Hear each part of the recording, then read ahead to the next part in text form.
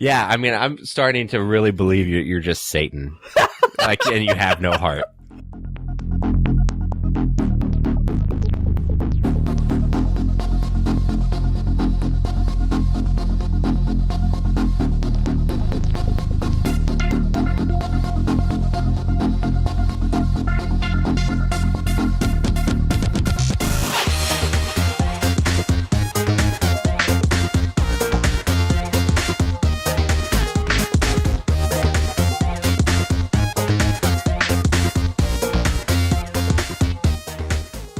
Welcome to another episode of the Nerds You're Looking For podcast, a weekly nerd culture podcast that discusses nerddom through various segments. You can find us at thenerdspodcast.com and can follow us on Instagram and Twitter through our handle at thenerdspodcast. If you'd like to reach us directly, including sending us suggestions for our nerd favorite segment, you can email us at thenerdsyou'relooking4@gmail.com. Additionally, we have a YouTube page under the Nerds You're Looking For banner. And each of us also has a Letterboxd account, which is basically social media for watching movies. I'm at that Tyler Hunt, and my co-host Pat can be found at the Nerds Podcast. With all of that being said, and without further ado, alongside me, as always, is my co-host Pat Attack. How's it going, bro? It's going good, man. I'm a little bit tired. As some of you, if you follow us on social media, know that I went to SuperCon yesterday. I almost said last night. It was in Louisville, which is only like a couple hours away. So me and my buddy Jeff, that I talk about occasionally on the podcast, we went to SuperCon yesterday, and it was so much fun. There was a ton of people there that I wanted to get autographs and talk to, and I think I probably would have spent like $500 if I got everybody that I wanted to get there, but I kind of had to be a little bit selective. And it's weird because the people that I got, I don't think are like super big celebrities. It's just kind of like weird people that I want to get. Like, I was super excited that Terry Notary was there, and I never saw more than like maybe two people in his line at one time. If you're not aware, he does mocap for the Planet of the Apes movies. He is Rocket in the Planet of the Apes movies. He's also the big guy in of the Black Order. I can't remember his name off the top of my head, from Infinity War. I think he does Groot, the mocap for Groot as well in Infinity War. So yeah, he kind of does some of that stuff. So I was really excited for him. Patricia Quinn from Rocky Horror Picture Show was there, and she had 0 people at her booth when I got there. But then again, I got there, like, she was the first person I got, which I will say that she was very weird. Like, what'd you have her sign? I had her sign. I had a 40th anniversary collector's edition of Rocky Horror, and it's like this big thing, and I can take a picture. I will take a picture of it and post it on our Instagram. When I got home last night, I was just really tired. Not that taking pictures and posting them to Instagram is really all that exhausting, but I was pretty exhausted because I got like 13,000 steps yesterday walking around in the con, and then I had to drive back home. So I was pretty tired. Plus, I had to watch the Christmas Chronicles, which we will review here in a little bit. But yeah, so I had her sign that, and what was really weird, it kind of started off the conversation on a weird footing. So she was telling me, she's like, well, this is really nice. She was like, but I hate when they come out with a new anniversary edition. And I was like, okay. And she was like, because they always come out with these new anniversaries and they're always really nice and people rebuy the movie and stuff like that. She's like, but I don't get any of that. And I was like, cool. Like, I don't know what to tell you. Like, it's not my fault. And she made me feel like super awkward about it. And then she was like opening it up, and she was like, oh, what's in this? And I was telling her all the stuff that it came with, but then I explained as she was opening it, because I kind of had the feeling that she was going to want to see all of it. I was like, but I took all of that stuff out last night because all I wanted to do was bring the box. I didn't want anything to get damaged or lost or anything. She kind of just gave me like a little head nod, but she kept opening the box. And then when she opened the box, she was like, oh, there's nothing in there. Bitch, I just told you that. So you were not listening to me whatsoever. I had to listen to your diatribe about how you get no money from any of these special editions. But, I mean, she was a really nice lady. I'm like trashing her on this podcast, and I apologize for that. But, I mean, she was really nice, and she was a sweet old lady, but I just thought it was very weird.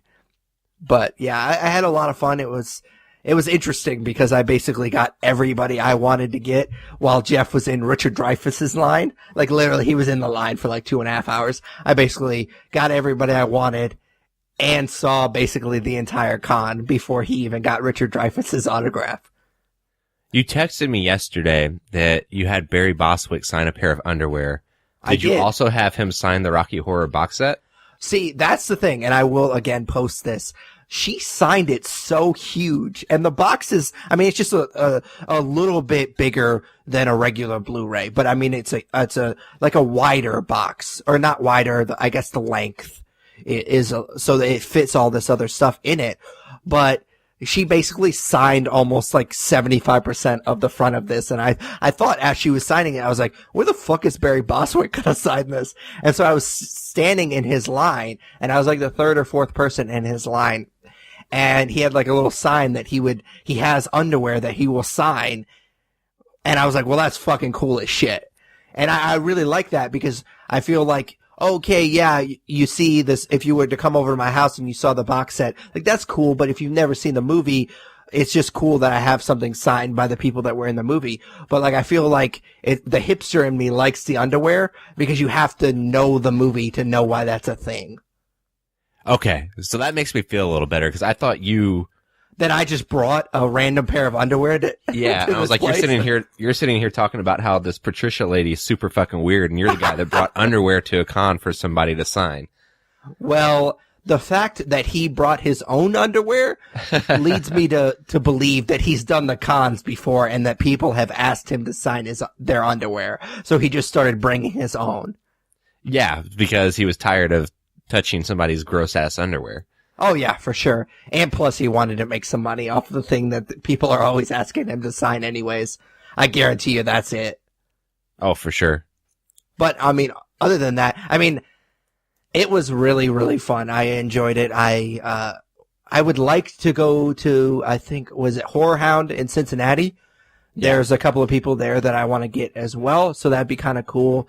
I think somebody else from Rocky Horror is going to be there as well. I can't remember, but yeah, I know Pippin from the Lord of the Rings is going to be there, which is weird because it's Horror Hound. Like, I don't get why he would be there, but whatever. I have some Lord of the Rings shit that he can sign, so I'd be pretty excited about that. So yeah, I mean, us going to Indie PopCon is fun, but it's also kind of fun to experience the con as just a regular, just one of the normies. Yeah, go to a good con that has good guests. And... Oh, shut up. Indie PopCon's fun. I know. But I think they honestly, to save face a little bit, I think they do a pretty good job of like knowing what they are, and they're more of like internet culture and that kind of stuff, and we're more movie and TV. So stuff like SuperCon and Indie Comic Con is more our kind of speed and our kind of celebrities as far as like us being nerds and want to get people's autographs. I think that's kind of more of our style, but I mean, Indie PopCon's popular too, so, I mean, they obviously are doing a good job. Yeah, that's the PC answer. I'm very political, as you guys know. I'm sorry for being so political. No, we don't want to bite the hand that feeds, I guess. Yeah, even though we give them money. I mean, what the fuck am I talking about? I mean, we have set a goal. We would like eventually to be big enough that we don't have to pay for our booth anymore. One can dream. Yeah, I mean, it's never going to happen, but I mean, we could definitely dream. So, for sure. If this is your first episode, we start off each episode by kind of just checking in with each other. We call it what we're into. So what are you into this week? This week I watched a film that I blind bought on Blu-ray last week during Black Friday, and that movie is Tully. So that movie is written by Diablo Cody. It was directed by Jason Reitman. And then it stars Charlize Theron, Mackenzie Davis, Ron Livingston, and Mark Duplass. If you've seen the trailer, you probably have a good idea around what it's about. But if you have not, it's about a married couple that have an unexpected third child. Marlo is the mother, and she's played by Charlize Theron, and she's exhausted and somewhat depressed and in a bad spot after having the child as she juggles issues with her other two kids and ends up giving in and taking her brother up on his offer of hiring a night nurse to help with the newborn so she can get some sleep. So I was recommended this movie by my brother-in-law, and I believe at one point he told me this was his favorite movie of the year. So sorry if I'm misremembering that, Eric, but I do know it would be on his top 10 list for sure, out of the way he's talked about it. So as I'm watching this movie, I'm thinking it's pretty good. It's very well acted. It's written pretty well. Jason Reitman is an amazing director, but it's not really standing out to me. And if I'm being honest, it was kind of reminiscent of most dramas and didn't seem to do anything original. So now I'm not going to give anything away, and I won't spoil plot points, but as the movie progresses, things start to get better and better, and the plot starts to shift a little bit. And I ended up thinking about this movie for a few days after watching it, and that's the reason I'm talking about this film that's not super relevant for what I'm into. I love movies that I can relate to, and I never thought I'd be able to relate to a movie about a woman struggling after having a baby, but here I am. I think that this movie's a lot more than that. It's about how we change as we get older and how we try to hang on to qualities of our younger selves and how we shouldn't lose our identity as we age, but some things are going to slip away inevitably. And this is something that I've internally thought about and struggled with on and off over the last few years. And my identity and how I see myself is a huge part of that. I think a lot about how I perceive myself and how others perceive me and how I've changed since graduating college almost 8 years ago. And this movie captured a lot of those ideas, especially in the third act. And what I took away from it, and while I don't know if this was the movie's intent, is that it's not only okay to change and lose bits of how you once identified, but it's inevitable and it's necessary as you take on more responsibility and even start a family. So performance-wise with this film, everyone is amazing. Charlize Theron does most of the heavy lifting, and she's become one of my favorite actresses over the last few years. But Mackenzie Davis and Ron Livingston are also great, and even though Mark Duplass is only used in a few scenes, he's great as well. So, I mean, at the end of the day, I think I'd give this movie a 4 out of 5, and it may creep its way into my top 10, but it might not. But either way, it's a pretty good watch, and I'd recommend it. Yeah, I've heard good things, but I didn't really know what this movie was about. And it sounds like it's really heavy. And I like those types of movies, so I'll probably definitely check it out. Yeah, it honestly, I thought it was going to be heavier than it was. It's one of those movies where you wait for something bad to happen, and it doesn't actually ever come to fruition, but the third act kind of turns things on its head a little bit, and it kind of puts all the puzzle pieces together, like what you were watching. So it's really good. Yeah, I mean, we've talked about this before. We're at the similar point in our lives, and if it had that much of an effect on you, I'm sure it'll have a similar effect on me. Yeah, and I'm sure that there's places there where I'm reaching a little bit, but I don't know. That's how the movie made me feel. So, what are you into, man? I am into Creed 2, which was directed by a guy named Stephen Cable Jr. Ryan Coogler did the first Creed, but he was off doing this like small indie movie called Black Panther, so he couldn't do the second one. I didn't have to write that joke. I just improv'd it right now. So, you're welcome. That shows your chops, man. Yeah, I know. I got some serious improv chops. Surprisingly, I've never taken an improv class. So, wow, yeah, couldn't tell. I know, right? That's just natural talent. I just have some natural talent. Anyways, if you've never seen the trailer for this movie, you're like the one person that doesn't know what this movie's about, because they seem to put this trailer at the beginning of pretty much every movie that I've seen in the last like 6 months. So I've seen this trailer like 1,000 times. But again, if you're like the one person that hasn't seen this trailer, essentially what this movie is about is Adonis Creed, who is now I think he's the heavyweight champ at this point. He gets challenged by Victor Drago, who is the son of Ivan Drago, who actually killed Apollo Creed. I believe it was in Rocky IV, I think. I don't know why I'm asking you, and that wasn't really a question for you because I know you haven't seen any of the Rocky movies. So, correct. Yeah, so we'll get to this here in a little bit, but this would be the movie, if you had seen any of the Rocky movies, that I would have wanted to review this week, but unfortunately you haven't seen them. And especially with this movie, like, I don't think you necessarily have to see the first one, the first Creed, to really appreciate it. Like, I don't think you necessarily need to see the other Rocky movies to appreciate the first Creed, but this one really leans into the mythology of the other Rocky movies. So, yeah, you couldn't have watched this movie and had appreciated it like I did. But I have to admit that this movie is not a perfect film, but I am, just for whatever reason, I mean, well, the main reason is that they're really good movies, but I'm just a sucker for these movies. From the minute this movie started, I was just completely bought in. I just really loved, especially at the beginning, the juxtaposition of how they show how Creed is living and how the Dragos are living, and just how that's completely on the different ends of the spectrum. And I thought it was really interesting, because they don't really go into this in other Rocky movies. Like, Drago is kind of completely forgotten about, and his story after what happened in Rocky 4. I'm just gonna go for it. I'm like 99% sure that it's Rocky 4 that it happens. They kind of all blend together for me. But what happens to Drago after Rocky 4 is never really discussed until this movie. And I thought the way that he is treated because of his loss to Rocky is really interesting, and just kind of shows how the way that they show how it changes, how people, how they perceive him differently after his son starts to get more and more famous, I think is really interesting. And I honestly wish that there was more of that in this movie. Like, I feel like the end would have hit a little bit harder.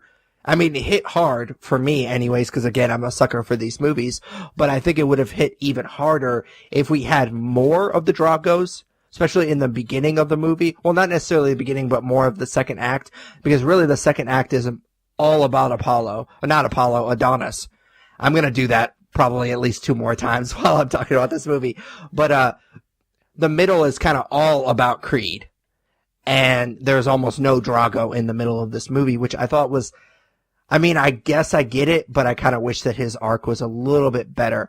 So I'm going to spoil a tiny bit. So if you don't want this movie spoiled for you, just like skip like 2 or 3 minutes of the podcast.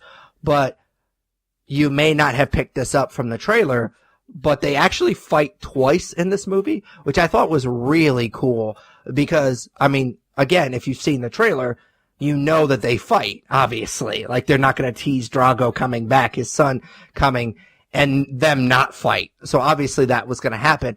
But it happens so early in the movie. The first fight happens within like the first 20 minutes of the movie. And I was like, that's really awesome. Because they don't milk it. They know that we know that that's going to happen. So they give us basically an appetizer for the actual fight, which is going to happen at the end of the movie. So I thought that was really cool. And the way that basically their excuse for why they have to fight a second time is really cool. It makes Creed's arc in the movie really heavy, and I really appreciate it. It was fantastic. I will say, and this is a problem I have with all of the Rocky movies, is they can be a tad bit dramatic for my taste. Like, there's one scene in this movie that I literally rolled my eyes because it was super, super melodramatic. They're training in the desert at one point, and Rocky is like driving his car while Creed runs behind him, and Creed just like falls over from exhaustion. And like they like play the Eye of the Tiger music in the background as he's like getting up, and then the sun is behind him and he starts running again, and they cut to Rocky like, there you go, kid, or something like that. And I was like, come on, he's just fucking running. Like, am I really gonna get that like emotional that he fell down while he was running? Like, I really like, I was like, come on, guys, like, you're being a little bit dramatic right now. It felt very soap opera-y. But other than that, like I said, I am a sucker for these movies, and by the end of the movie, I was just completely bought in with all the drama and everything that was going on. And I think, all in all, I don't know if this will make my top 10 because we're getting close to that episode, but I think, all in all, I would give it about 3.5 stars. Yeah, that's honestly better than I thought it would be. I didn't have high hopes for this movie. I thought the trailers looked good, but, you know, when you do a sequel to a movie that was as successful and as well received as Creed was, especially with Ryan Coogler not coming back, I think you run the risk of delivering something subpar. So it's cool that it lived up to your expectations. I definitely want to watch all the Rocky movies just for the only reason being I want to watch the Creed movies. So it's just a big Sylvester Stallone mountain to climb to get there. Yeah, and I had some reservations going into this movie. Like, I knew they were going to make another Creed movie just because the first one was so successful. But I was afraid that it was going to kind of fall into the trap of sequels always fall into. But I really thought that the way that they brought Drago's son into it and the reasoning why they really wanted to fight Creed was really amazing and really well thought out, and it was better than most sequels probably deserve to be. Nice. All right, so our next segment is just plainly called Comics. Tyler and I read a lot of comics each week, and we like to spotlight one or two each episode. So what'd you read this week? I read Old Lady Harley #1. Oh, yeah? Yeah, I did. It was written by Frank Thierry, and Inaki Miranda did the art. So I'm sure I butchered some names there, but this is a 5-issue miniseries, and after reading issue 1, I'm still trying to figure out what exactly this miniseries is. I'm assuming that it's just one big meta story that's poking fun at the old man stuff that Marvel has done with Logan and Hawkeye, but it also seems to be a spoof of movies like Mad Max. Basically, it's following Harley decades in the future after society has changed and crippled in places, and she's with a friend of hers called Red Tool, whom I've never heard of, and the story looks to be following their adventure through the wasteland. In issue 1, the pair run into a Joker gang in the desert who claims that he's still alive, and the duo end up heading to Gotham, where things have definitely changed, and it seems to be this heavily guarded city run by Batman. The cliffhanger of the issue is probably the best part of the entire book because they run into the Batman Beyond version of the character. So overall, I would say that this comic kind of solidifies my mind that DC doesn't really know what they want to do with Harley Quinn and who they want the character to be. It's almost like she's become their version of Deadpool. She doesn't necessarily break the fourth wall in this comic directly, but a lot of the jokes are very meta and are at the expense of both DC and Marvel. For example, they make a joke that is alluding to Jean Grey, and another joke is about Infinity War. Also, over the last few years, as far as the character goes, she definitely has become more of an anti-hero than a villain, and I'd imagine they're following suit with the movies, since the full title of the Birds of Prey movie is Birds of Prey, the Fantabulous Emancipation of One Harley Quinn or something like that. So call me old-fashioned, but I think that Harley is best as a villain. She's not some punk skater girl that makes quips and toes the line of being a hero and being a villain. I think that she's a character and a person that was brainwashed and manipulated by one of the best villains ever created, and then she follows suit as far as violent tendencies go. And I'm not saying that the character has to be tethered to the Joker at all times, but I think she should always be a villain. I think that the Arkham games did an excellent job with the character, and she was especially great in Arkham Knight once she was navigating being a villain after the Joker had died in Arkham City. But I mean, I get it. Like, Harley is a popular character, and that's why the changes have been made, but it almost seems like they've stripped the character of her identity a bit to appeal more to the masses. I know there's a counter argument here about, her being a strong female hero, but I do feel pretty strongly about my opinion that she should stay a villain. So yeah, I mean, I didn't really talk a ton about the comic here. But to put things in perspective, I had planned to read both issue 1 and 2 because issue 2 came out this week and I needed something to read for the podcast to talk about for this segment. And I didn't continue with issue 2. So that should be a pretty good sign of what I thought overall about the story and obviously where my feelings are with the character right now. Yeah, so it's going to be kind of a weak comic segment this week because I also didn't really like the comic that I'm going to talk about. But yeah, it just feels like as soon as you said the title, I immediately knew what the one note joke that they were going to do in this book. And I immediately I'm not interested in this book at all. Yeah. I mean, I wasn't either until I was fishing for stuff to read this week. And, I gave the Harley ongoing comic a chance. I read the first couple issues of that, and it was the same stuff. Like, they've taken her out of Gotham City, and they've stripped away a lot of what I think makes the character interesting. So I get it. She's probably one of DC's most popular characters right now, but I don't really like where they're going with it. So for sure. So what'd you read? All right. So I read The Warning #1, which is written by and drawn by a guy named Ed LaRoche, which is the reason why I chose to read this comic and talk about it, because I only had to pronounce one really easy name. So there's that. No, I'm kidding. Of course, it's an Image comic, and it was a #1, and we love Image comics on this podcast. So I thought about just giving it a chance and kind of going out on a limb for it, because I love Image comics, and I thought that the synopsis was really interesting. I'm going to read you the Comixology synopsis. Usually I come up with my own, but after reading this #1, I really didn't know what the fuck it was about. So I'm going to read you what intrigued me about this book, other than the fact that it was a #1 from Image, and I love Image, is an enormous machine slowly materializes in a major West Coast city.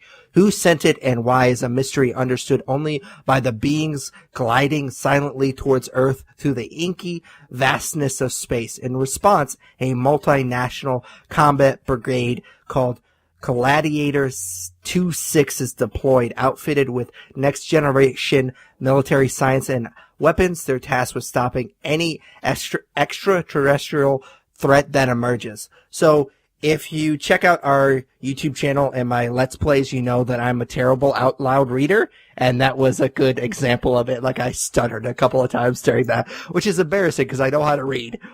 Despite what you just heard, I do know how to read. But basically, there's a lot to unpack right there with that synopsis. And I'll be real honest with you, I was pretty psyched going to this book, just reading that, and again, it being an Image comic. And really, you got almost none of that. You got them talking about this planet slowly coming to Earth, kind of like the Fifth Element, but none of that actually happens in this book. It's just a bunch of people talking about shit I don't care about. Really. That's all this book is, and I was very, very disappointed. Because, again, in that synopsis, there's a ton of shit to unpack in it, and almost none of it happens. So, obviously, without going into a ton of detail, I'll keep this pretty brief. Just don't read this book. It was super boring. Yeah, I feel like a broken record, but the whole point of a #1 is to rope the reader in and get them invested. So if you don't do that, like, you completely miss the mark. So it sounds like that's what this comic did. Yeah, for sure. So what's nerd news this week? So I had a list of like 5 or 6 stories, actually. Like, there was a few things that popped up this week. So I dwindled it down to 3 that I wanted to talk about. So the first one was something that you posted to our Facebook that I wanted to be sure to talk about, because I find it somewhat fascinating. And that is the backlash around Fallout 76. So you posted an article about this class action lawsuit that some lawyers, I believe in either Washington or New York, are putting together. And I think their class action lawsuit is more around people being denied a refund for the game that want to refund it because they don't like it.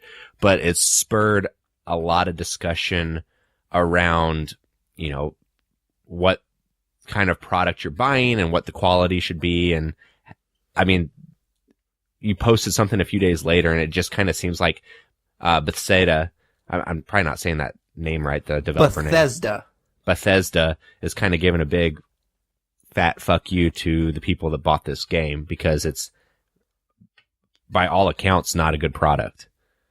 So, and I kind of got into this a little bit with my posts. I've posted several things about this game. Not that I'm invested in it all, because I've only played a little bit of the Fallout games, and I had really no desire to play Fallout 76.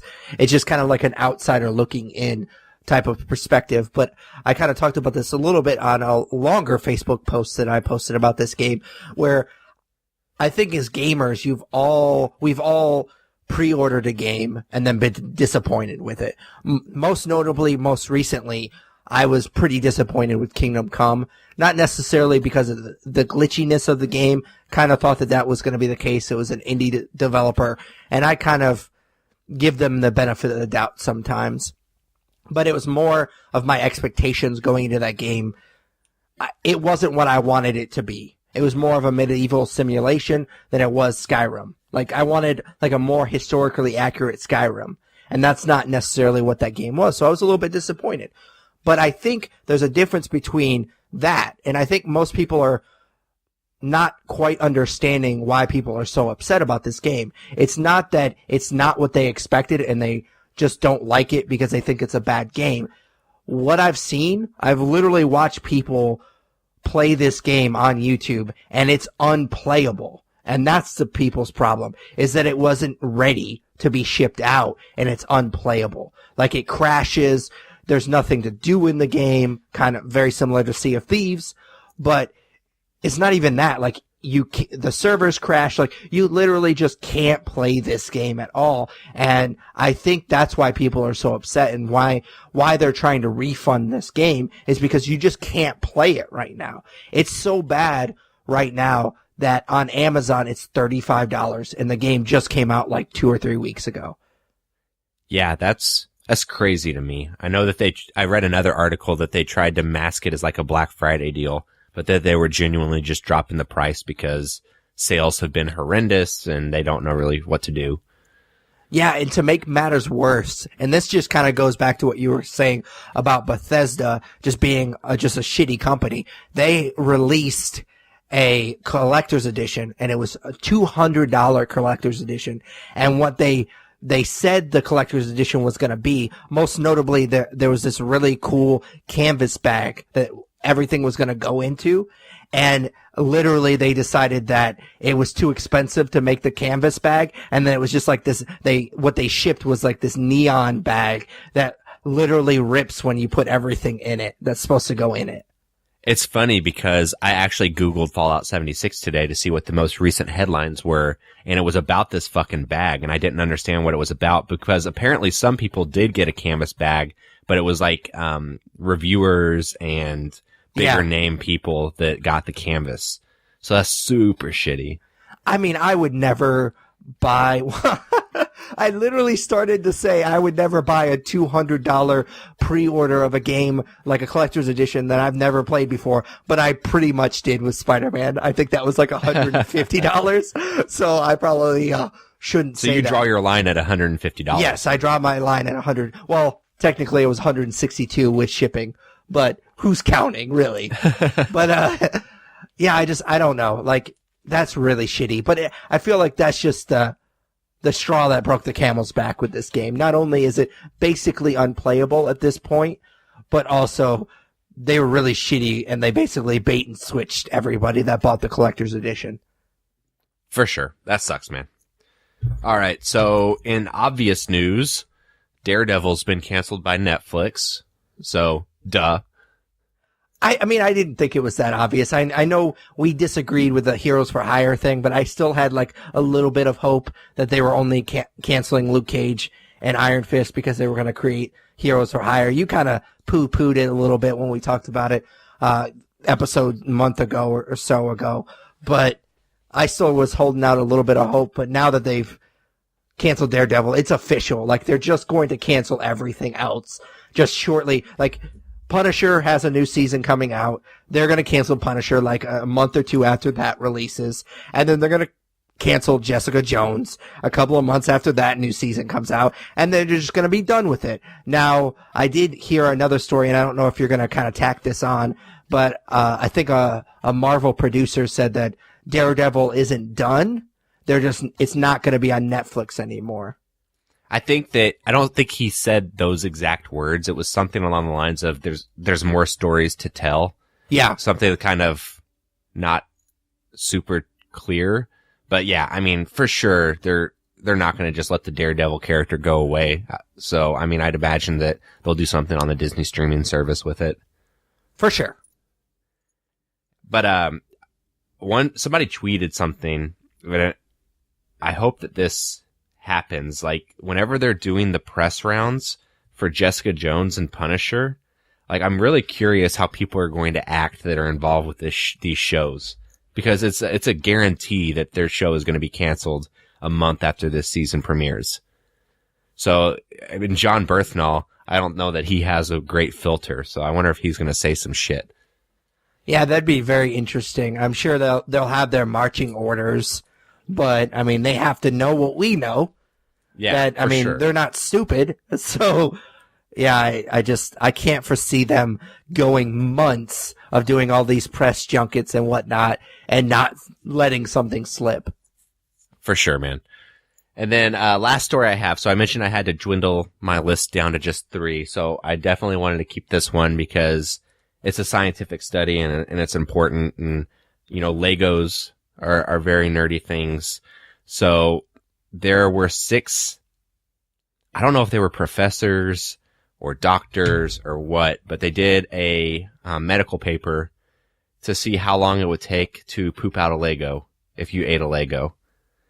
And the consensus was between the 6 doctors, I'm just going to assume they're doctors, was that it would take 1.71 days if you eat the head off of a Lego figure for it to come out in your poop. So, the more you know. So, there's 2 things, real quick. It would be real weird if they weren't doctors. Super, super weird. Like if just we just decided to do a study similar to this and we just went to random strangers. I want you to eat this Lego and then I'm going to watch you poop. The doctors did it themselves. Oh, that makes more sense. I just immediately assumed that they were just asking strangers to eat Legos. And then poop. Yeah, that makes more sense. And then dig through their poop. Yeah, I love that. For sure. The study also talks about how they dug through their poop. Like some doctors use chopsticks. Another doctor put it in a bag and went through it while it was in the bag. Super fucking gross. I don't get what the point of this was. I don't know if it was just a stunt for the internet or what, but hey man, now we know. And then the second thing I said that there was 2 things. Oh yeah, I'm sorry. Yeah, please. That. The second thing is you said that you had multiple stories and then you dwindled it down to 3. I'm really curious what those other stories are that you decided that we had to talk about the Lego poop story. I don't even remember at this point. I think that there was some more news about a Kingsman movie filming next year and who they were circling for the cast. So I cut that out. And then what else was there? I don't know. Nothing near as interesting as pooping out Legos. So I feel like from now on that we have to have a default story about poop every time now. I can try, man. I can dig through the internet, pun intended. Oh yeah, for sure. Which, are you going to use chopsticks while you dig through it? No, I'd probably go the baggy method.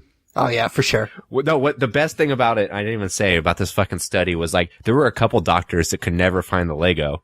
So either they didn't dig hard enough, so why even do the study, or it's still stuck in their fucking intestines and it's going to be there for a while, is what they decided. Did they try different Legos? I feel like you would definitely, if you were going to swallow a Lego, you would want it to be a head and not a brick. Because that would hurt going down and it would hurt coming out. Yeah, I would imagine that a brick would tear you up. Oh, whereas yeah, for a head is at least small and round. So. Yeah, for sure. So that I'm sure that's that those are all questions they asked each other when they were putting the scientific study together. So I'm glad that you saved this for last because it lets me do this really awesome segue. So from talking about a story about poop, we're going to talk about a shitty movie, which is the Christmas Chronicles. It was directed by a guy named Clay Kaitis, I believe is how you pronounce his name. Again, I decided that I was just going to go for it when I pronounce names now, so that's where I'm going to go with Kaitis. He did Angry Birds, and it was written by a guy named Matt Lieberman. And so essentially what this movie is about is when Santa's sleigh crashes outside of Chicago, a brother and sister must help Santa get back on track before Christmas spirit falls too low. So this movie was released on Thanksgiving this year on Netflix. And if you're wondering why we are reviewing this movie, I'm going to give you a few seconds to look at everything else that has come out in the last couple of weeks. We'll wait here for you to look. and then you tell me what you would think that we should review. Like I said before, I wanted to review Creed 2. That would have been my choice, but since Tyler has never seen any of the Rocky movies, I didn't think that would be appropriate. And plus, we didn't review the first one because, again, Tyler hasn't seen any of the Rocky movies. So there was really nothing else for us to review. And so we just decided, like, on a whim to do the Christmas Chronicles. But that being said, I do like a movie with Kurt Russell and an impressive beard. So I guess there's that. Yeah. So, I mean, going into the movie, I would say, I mean, you and I have had debates on previous podcasts about, like, Christmas Story. And I think at the end of the day, I'm a bigger fan of Christmas movies than you are. I think, is that fair to say? For sure. Oh, yeah, definitely. Christmas movie is the most overrated movie I've ever seen in my life. Well, I'm saying Christmas movies in general, but, yeah, I mean, I hold on to that tradition that this time of year, there's a bunch of movies that I want to watch, and I'll get into it in my review, but I saw a couple people online say that this was a good movie, and I wouldn't say I was excited to watch it, but I was interested in it, mostly because of Kurt Russell. So I didn't have like super low expectations, but I was more curious than anything, I'd say. I had pretty low expectations. I didn't think that this movie was going to be good, but I mean, it's popular on Netflix right now. It's got a decent Rotten Tomatoes score, I believe. I want to say it's like high 60s, maybe. I don't know, but that is fucking criminal. We'll get into that here in a second, but yeah, as you know, probably already, especially considering my segue, I hated this movie. Okay, so that being said, you want to get into broad strokes? Yeah, what'd you feel about the Christmas Chronicles? All right, so overall, I'm still trying to figure out how I honestly feel about this movie. So I watched it Tuesday of last week, so I've definitely had time to digest it like a Lego. But for whatever reason, it has been really difficult for me to gather thoughts on it. I think that people hold Christmas movies to a lower bar than other movies because the theme generally stays the same, and it's a movie you only watch at one point in the year. For example, like, I love Christmas Vacation. Everybody loves Christmas Vacation, but is it honestly that hilarious that if it hadn't been Christmas themed, it would have lasted all these years? Probably not. So with that being said, Christmas Chronicles is not a great movie, but I do think that there are some fun parts to it. And I think that there are a few redeeming qualities that make it worth a watch this holiday season. So I talked about when we reviewed The Circle that The Circle is the worst movie I've ever seen. And that's true because it's boring. I think that The Christmas Chronicles may be the dumbest movie I've ever seen in my life. Not the worst movie. Like, there are parts where I thought that it was kind of fun or whatever. I never felt that with The Circle. So I'm not even putting it in that category. I'm just saying, like, The Circle is the most boring movie I've ever seen. Christmas Chronicles is definitely up there as one of the dumbest movies I've ever seen. Christmas Vacation is probably my favorite Christmas movie of all time, but that's not really about Santa. This movie is obviously about Santa. And probably my favorite Christmas movie that is about Santa is probably The Santa Claus. And this movie was so dumb that I asked my wife after we were done watching it, is the Santa Claus this dumb? Like, am I just like, is this generation's The Santa Claus? Because I was like, that movie is probably pretty silly too. I know that it's inherently silly because it's about Santa Claus, but I loved that movie as a kid. And was it just as dumb as this movie? And I just didn't understand it because I was a kid. Like, I mean, I loved that movie as a kid. And so this movie was so dumb that I started questioning other Christmas movies that I watched. That's how much I hated this movie. Like, literally, the most fun we had watching this movie was just fucking ripping all the stupid shit that happens in this movie. Like, me and my wife were just riffing off of each other about this movie. And that was the most fun I had watching this movie, was just tearing it apart. So, a couple things to unpack there. First is, Nerd Favorite was almost going to be favorite movie about the quote-unquote real Santa Claus. So, okay, there's my answer right there. I know what your answer would have been had I gone that route. Secondly, yes, the Santa Claus with Tim Allen is really dumb, but 'tis the season where we watch really dumb movies. Like, I'm going to watch The Santa Claus with Tim Allen sometime this month. And it's a nostalgia thing. I don't know. It's a weird thing with Christmas, and I'm just curious who hurt you, who ripped out your heart and took a shit where it should be, because you just kind of suspend pieces of your brain this time of year when you watch some of these films. Oh, no. I wrote down a lot of my favorite things that we were saying about this movie. Like, while we were ripping it, that's basically my entire story segment. It's just, I started taking notes of all the shit that we were saying that was bad with this movie, and that was really dumb with this movie. Okay, cool. Well, all right, so let's jump right into the story. Yep. Cool. So, for me, I don't have a list of quips, but the story of this movie is pretty generic, and it is not anything that's new or original.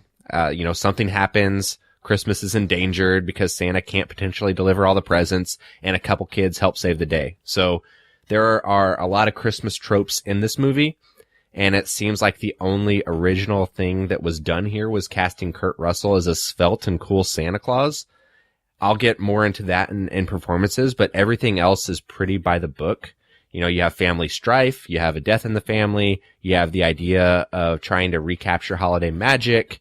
All of that is present, and it's, like I said, very played out, but to me, it still works because it's like this tried and true trope of Christmas movies that we only see in this context once a year. It's not a well-crafted story by any means, but it gets the job done from a Christmas movie standpoint. So it's not going to be a film that people are watching 30 years from now each and every Christmas, but for people like me that are looking for something new each year to watch as far as Christmas movie goes, I think it fits the bill.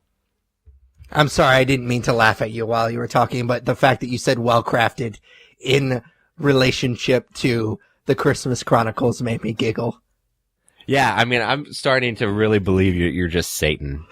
And you have no heart. So, again, I just wrote down all the shit that we were ripping on this movie for my story segment, so I'm just gonna, read them off. So, the fact that they let a 10-year-old wander the streets of Chicago by herself, a warehouse full of gangsters in Chicago don't have a gun. There's 20 of them in a warehouse, and none of them have a gun. One of them did have a crowbar, so he did have a weapon. But, yeah. As long as you sing a song, the cops will forget that you stole a car. Apparently, Santa was willing to sacrifice 2 children, 8 reindeer, and a train full of people just to prove a point. Because if the kid couldn't get the reindeer to go up, they would have crashed into that fucking train, killing probably everyone in the train and themselves and the reindeer. The elf language was unnecessary and really fucking stupid. A 16-year-old kid still writes letters to Santa, and what he wrote was the most ridiculous Hallmark bullshit I have ever heard in my entire life. And the fact that Santa, and this is a little bit of a spoiler, but Santa was willing to sacrifice Christmas for everybody to prove a point to 2 fucking kids is ridiculous. Okay, cool. You done? Yep, that's it. Oh, and I will say that I said about halfway through this movie that if the dad showed back up, that I was turning off the movie, and I did, and my wife made me turn it back on. He kind of shows up. It's just a magic enough ornament, for me to man. shut off the movie. It was just a magic ornament, bro. Yeah, but it was real stupid. Yeah, almost as stupid as a magic snow globe that you can shake, and your dad, who became Santa Claus, comes home. Fuck you, man. The Santa Claus is awesome. This movie sucked. So, performances. I think that the kids were pretty bad. They were unwatchable. So Judah Lewis was in The Babysitter, which I really like. And he is apparently just a teenager now that can't act. So he was really bad. The girl was really bad. I will say, I thought Kurt Russell was great. He was the only good thing about this movie. He was definitely the best part of the movie. And you mentioned that he sings a song. That song was pretty sweet. He's got some vocal and also skills. 30 minutes long, apparently.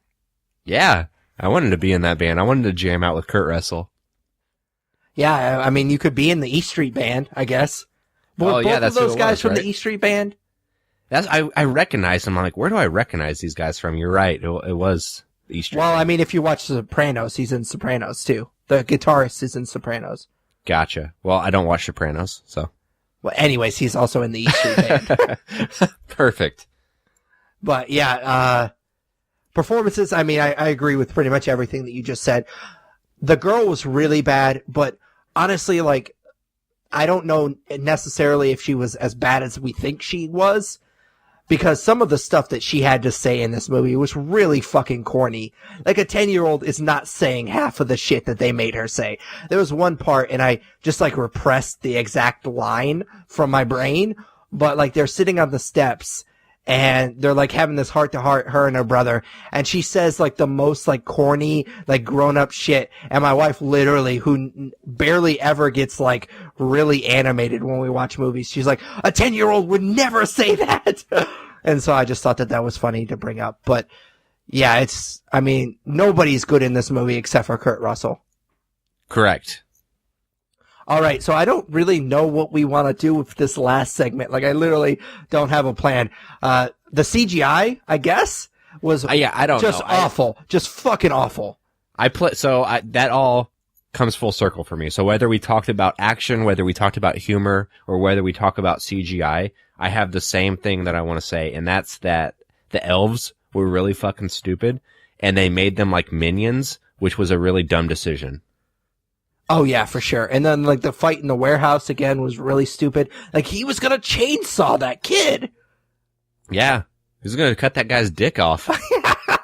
That was a little hardcore for this movie, but yeah, the elves are, oh my god. The language, the character design, the CGI was really dumb. Like, I mean, I knew it was gonna be not as good as we would expect it to be because it is a Netflix movie, but like, I knew early on that this CGI was going to be bad, because like, even when they were like flying in the sky, like with Santa, that looked really bad. Like, before Santa even knew that they were with him, that scene was really bad. And so once we got to like where the reindeer were actually like standing against like actual buildings and like interacting with real people, I was like, oh man, like that just emphasizes how bad the CGI is. And then the fucking elves, like when she gets to see the elves for the first time, I was like, are you fucking kidding me? I actually kind of wanted to turn it off right there. Like, I looked at my wife and I was like, I don't know if I'm going to make it through this whole movie. Like, this is awful. This is going to be the first movie in the history of the Nerd You're Looking For podcast that I only can review like half of the movie, because I don't know if I can get through it. Once we saw the elves, I was like, I almost tapped out right there. We've reviewed much worse movies than this. But have we reviewed dumber movies than this? I say we have not. Yeah, Overlord. Oh, I will fucking cut you. It's a joke. It's a joke. This movie is not as good as Overlord is. I'm not pretty joking. close, I will though. cut you, though. It's pretty close, though. Yeah. All right. Anyways, unless you wanted to bring something else up. No, I mean, don't want this is to longer go than any we longer. should have talked about. Yeah, this might be movie. a shorter episode, or at least a shorter review, but I'm good with it if we can just be done with it. Oh, yeah, for sure. So, star rating out of 5 stars. So I mentioned that we hold Christmas movies to a lower bar. So if I was reviewing this movie in March, it'd probably be a 2, but we're reviewing it in December. And I have a heart, so I'm giving it a 3 because I think people can watch it this month. That's a fucking joke. People can watch this movie with their families in the month of December and get some kind of enjoyment out of it. They can get enjoyment out of it. They have cool kids that can rip this movie. So what are you giving it? I am giving it a single star. That's dumb. What did you give The Circle? I think I gave The Circle half of a star.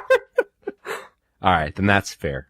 I don't know. Right. I would have. Well, I mean, you guys can tweet at us and tell me what I gave the Circle, because you can find it on our Nerd Reviews tab on our website, thenerdspodcast.com.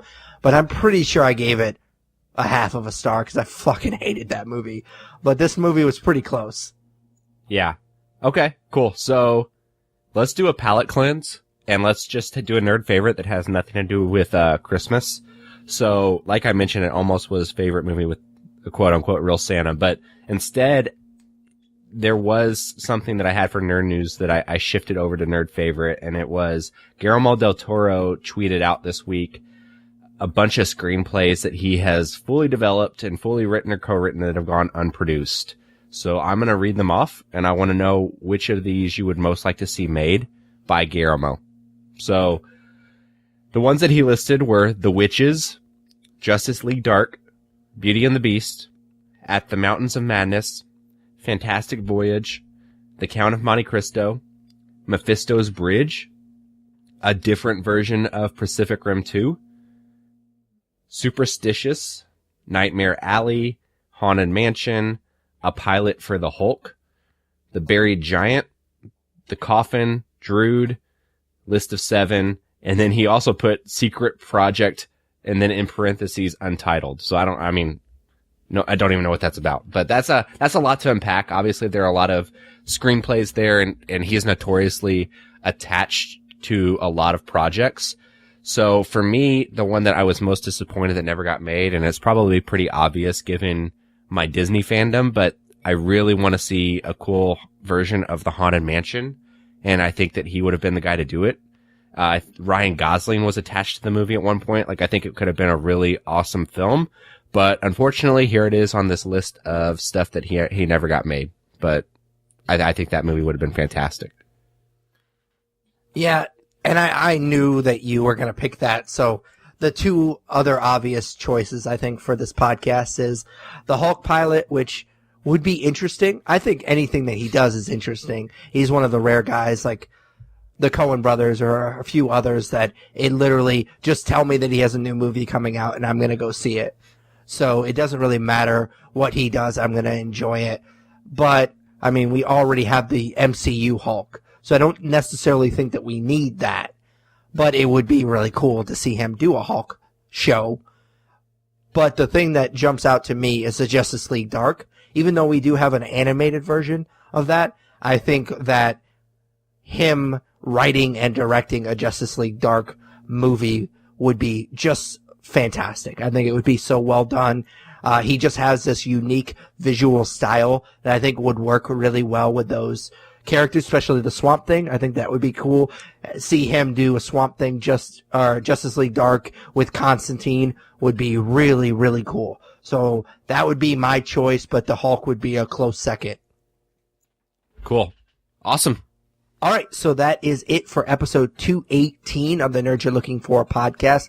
Like we said, it's a little bit shorter of an episode, but I could not talk about the Christmas Chronicles for any longer or I was going to throw up in my mouth. So that's it. I hope that you guys enjoyed it. If you did, subscribe, rate, review us on iTunes, Stitcher Radio, basically any good podcatcher you use. We're probably on it. Check out our website, thenerdspodcast.com. Comment and subscribe to our YouTube channel. Just search for the Nerds You're Looking For on YouTube. And then follow us on Twitter and Instagram. They're both at The Nerds Podcast. Like us on Facebook. Follow us on Google+. You can also email us at thenerdsyou'relooking4@gmail.com. And finally, vote for us for Podcast of the Month at podcastland.com. For Patrick Coon, Tyler Hunt. We are The Nerds You're Looking For. Take it easy, nerds. Later, guys.